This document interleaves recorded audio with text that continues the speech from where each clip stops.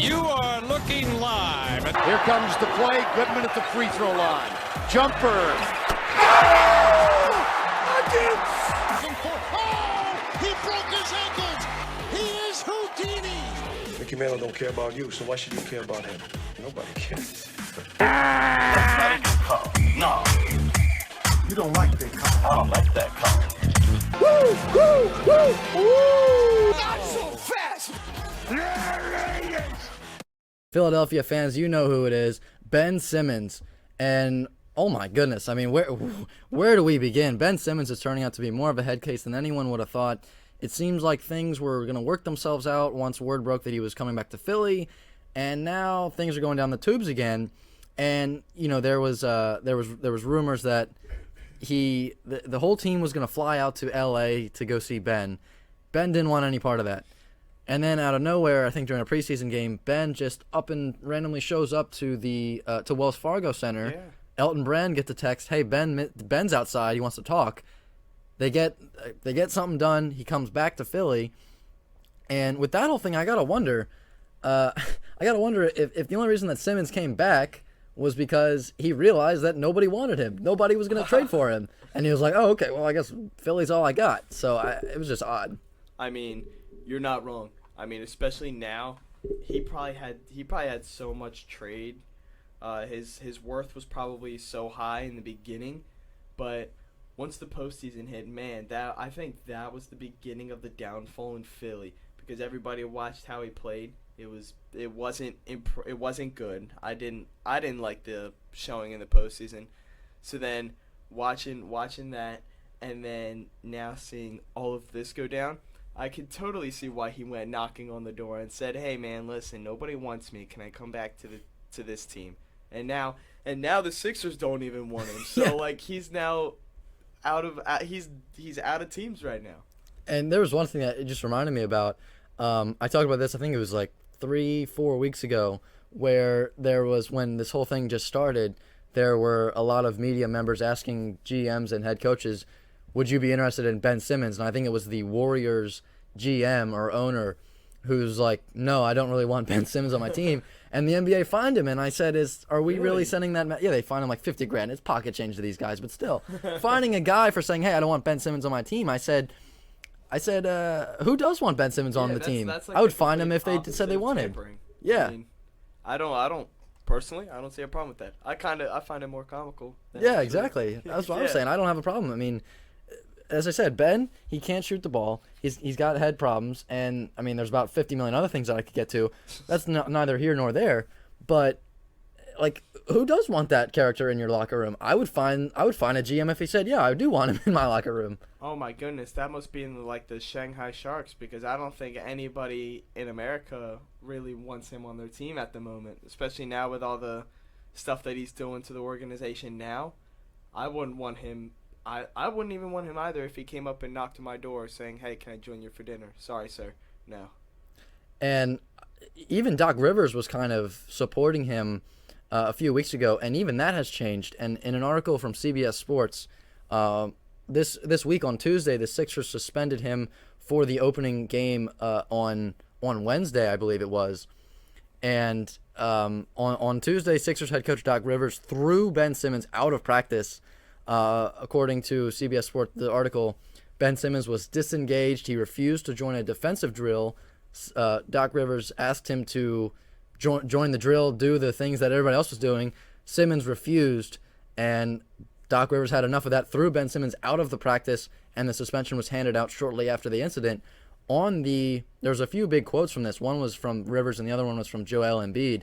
The Rivers quote was, quote, I thought he, meaning Simmons, was a distraction today. I didn't think he wanted to do what everyone else was doing.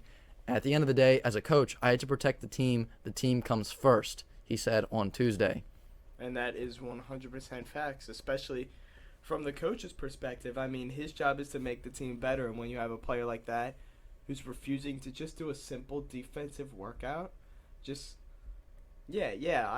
I'd want him out of my practice too. Even as a player, I'd be like, I don't want him here. He's ruining the entire mood. So I completely understand where he comes from that. It's his job to make the team better, and Ben was not making it better. And I don't know if you saw the video, but there was a video of Ben at practice, and Simmons it just looked like he was kind of going through the motions. Like he wasn't really into it. Just like, oh yeah, whatever. Oh, was it in his sweatpants? Yeah. Yeah, and he had his phone in his pocket. Mhm. I saw that. I even rewatched it at first because I then saw the light from his pocket, and I was like, dude, there's no way he has his cell phone in his pocket during practice.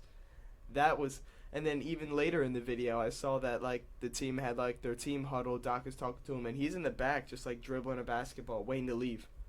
And when this whole thing started, it was a much more. The big deal was his shooting. Now, whenever anybody brings up Ben Simmons now, nobody's talking about his shooting. It's all about his attitude. So absolutely, and that'll just kill you in the future. Yeah, and that's what drags a team down. And you look at the Sixers; they've got talent. They got a lot of talent. Embiid, Harris. I mean, the list goes on. But one bad apple is going to bring the rest of the team down. Absolutely, and yeah, and now what sucks is like I said, the whole team, even the players, like they don't want him on their team. So now you're looking at it like, all right, so now we have this guy that's just with us, and it's just gonna be especially if he's on the court during one of these games. It's gonna be negative energy kind of basketball everywhere.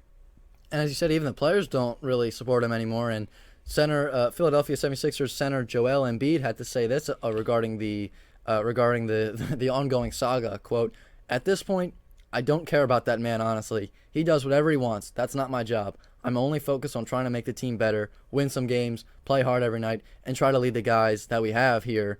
And I'm sure that they feel the same way because our chemistry has been excellent, despite everything that's been going on for the last few months. So like I said, I don't really care."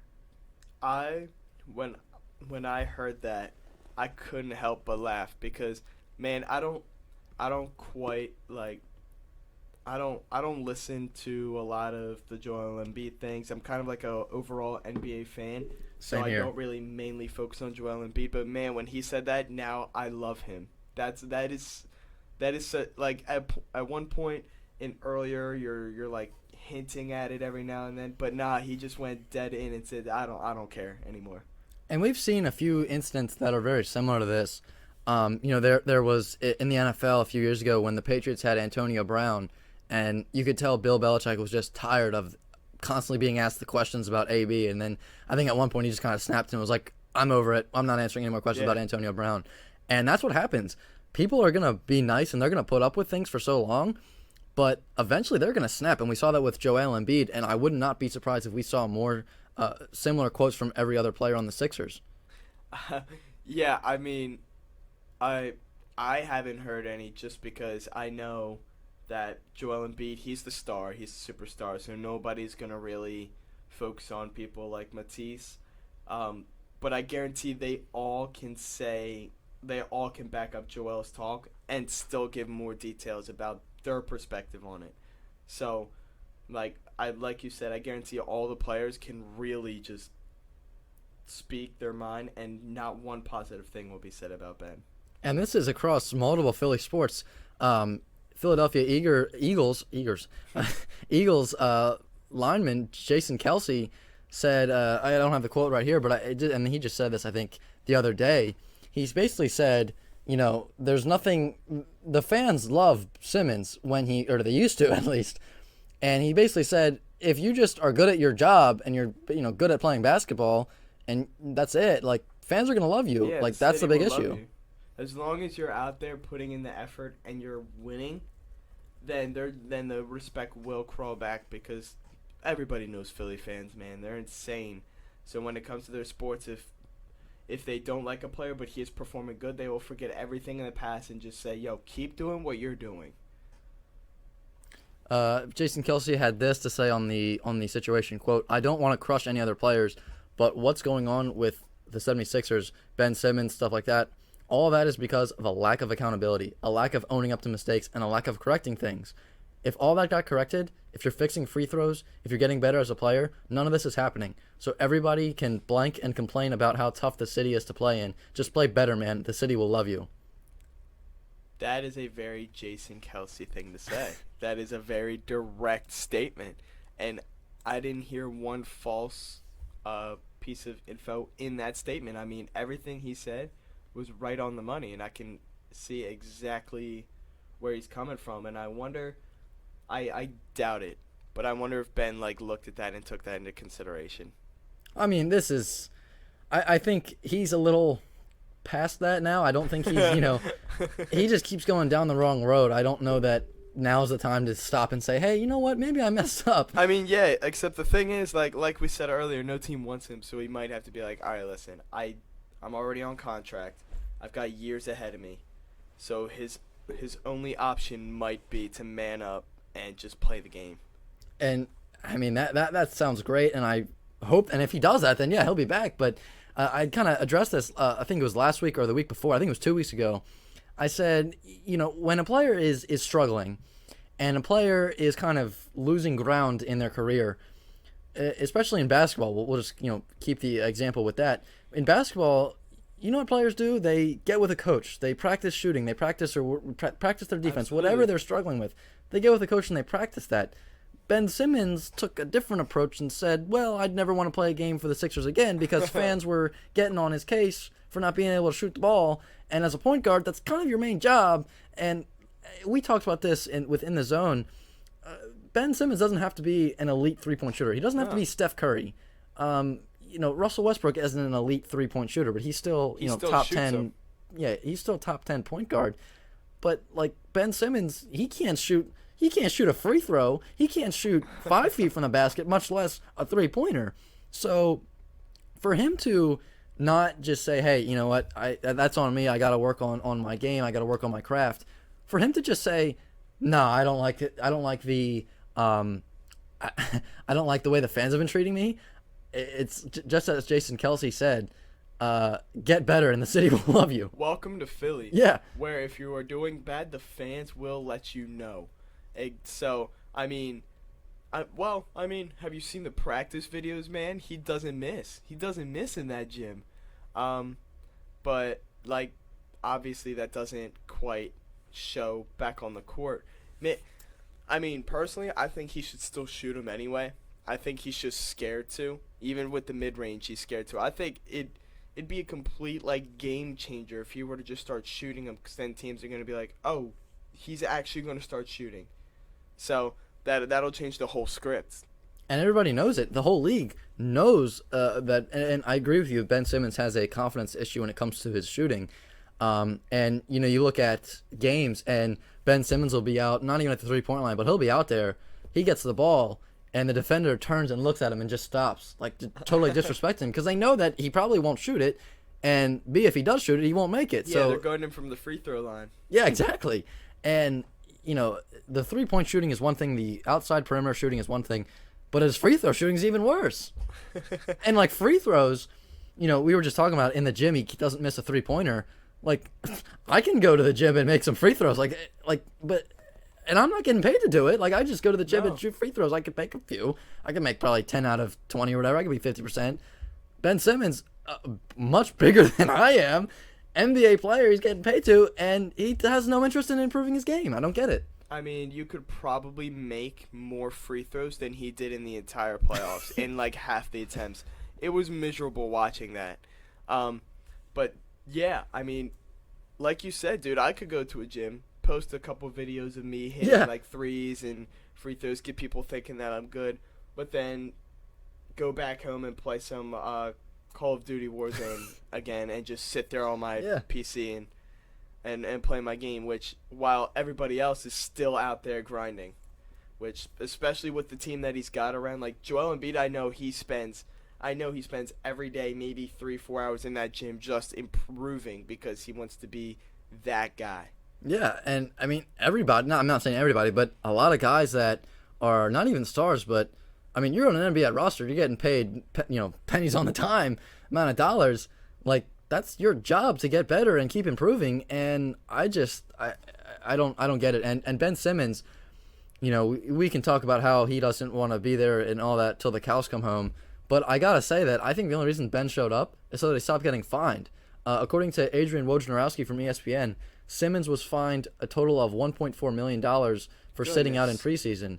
And as we kind of talked about the money aspect earlier, that's really not too much for, for NBA players. That's pocket change. Yeah. But he also received several fines for no-shows in practice, workouts, and meetings. So that leaves me to wonder, Simmons just showing up, right? He obviously doesn't have his head in the game. He doesn't obviously show any interest in improving or being engaged with the team in practice. So that just leaves me to wonder, did he just come back because not only did no team want him, but also he just wanted to stop getting the fines? Probably. I mean, like he started go back to the practice thing. He started showing up to practice, giving minimal effort, just acting like he just rolled out of bed while everybody else is wearing all their Sixers gear, giving a full effort in practice just to be able to get that starting spot. And Ben is just going around as if he literally doesn't care, which obviously he does. But when you're getting paid like 35 million a year, it wouldn't hurt to give just a little bit of effort. Yeah. It really wouldn't hurt, especially to get other teams to be like, yo, I want this guy. It wouldn't hurt to practice and then have these videos get leaked of you not trying. Then now he's like, I'm caught. And, this all started with, even before all this drama, it was Ben Simmons can't shoot. 3-pointers, free throws, any kind of jump shot. Then there was rumors that he's a head case in the locker room, that the team doesn't the team doesn't really have his back or anything like that. And then it was he wants a trade, and then it's like, okay, he can't really shoot. I don't really know if he's going to get much back for it. Then it's he comes back, and it's like, okay, maybe he's improving his mental issues or whatever is going on, whatever his whatever state of mind he was in. And then now this whole thing with the suspension, the lack of effort in practice, and Ben Simmons has been wanting a trade now for 2-3 months, and I just gotta wonder, how in the world does he think that these shenanigans help his trade stock? How in the world does he think that these actions? How does he think that is desirable for any NBA team? Exactly. And I just heard a quote the other day from Daryl Morey, the Sixers president. He went on 97.5, The Fanatic, and he said, you're going to think I'm kidding. I'm not. This could be 4 years. Every day we are going to expect Ben Simmons to be back here, or we trade him for a difference maker. So when Ben Simmons goes online and reads that and sees the president of the team that he is crying to said that he might be here for 3 to 4 years, that's him thinking, yo, this is a huge red flag. Either A, I man up, or I continue to cry until somebody actually trades for him, which, like we said, I don't see that happening very much. I mean, I think he's got to turn his attitude around, or else this is not going anywhere. And one of these sides is going to have to bite the bullet, I think. The main deal is Simmons wants out of Philly. It doesn't matter for him if it's a release or a trade. But the Sixers don't just want to release him because then they're going to have to eat his contract. They want to get something back for him. But as I said, someone's going to have to bite the bullet. Either Simmons is going to step up a little bit to get the trade that he wants, or the Sixers are going to have to bite the bullet and just release him and call it that. Because we've seen this in so many other sports and so many other teams. When there is a toxic character in your locker room, it doesn't matter how much money you're going to have to eat. You just got to get rid of that guy at all costs. Exactly. And now this makes me wonder, because like we talked about how the fans were letting him know how bad he was doing. They were making sure that he couldn't sugarcoat anything, and he couldn't be like, oh, no, I did good, while the other fans are like, no, you played terrible. I wonder if he ever will try and play a game for the Sixers, because I believe he said he had back tightness one day, and that I'm doing air quotes over here. Yeah, that way he couldn't practice back tightness. But then he just went home. I guarantee he just went home and played with his dogs or something. So I wonder how the first thing I thought of is, man, are the fans gonna boo him if he does end up running out there? Fans might riot if he comes out on the court. Comes out on the court in their uniform. Man, I mean, the Philly fans are already mad at him. Man. They're already burning his jersey, and he's not even gone yet. Yeah, man, he's not even gone. So that makes me wonder, dude, how are the fans gonna react to seeing him if he ends up running out on that court? I mean, it was really weird because he said, I'm never gonna play a game for them again, and then I don't know where he just comes back and is like, hey, I'm here. But and first there were some players, and Doc Rivers kind of had his back saying, and Doc Rivers I think was on First Take a few weeks ago saying, yeah, we think we can win with Ben, we want Ben back, and now it's just like, even the head coach doesn't like him, doesn't want him. I mean, nobody wants Ben Simmons, and I think that when this is a common theme that I've noticed, not just in sports but in life, when everybody has an issue with you, it's probably not everybody else, it's probably you that's the problem. And like, if Ben Simmons is sitting there like, man, nobody wants me, everybody's got an issue with me, it's like, maybe it's me that's the issue. And I don't know, I for everything, for goodness sake, I hope he gets things figured out, because as Daryl Morey said, this could go on for years if either side is as stubborn as they are right now.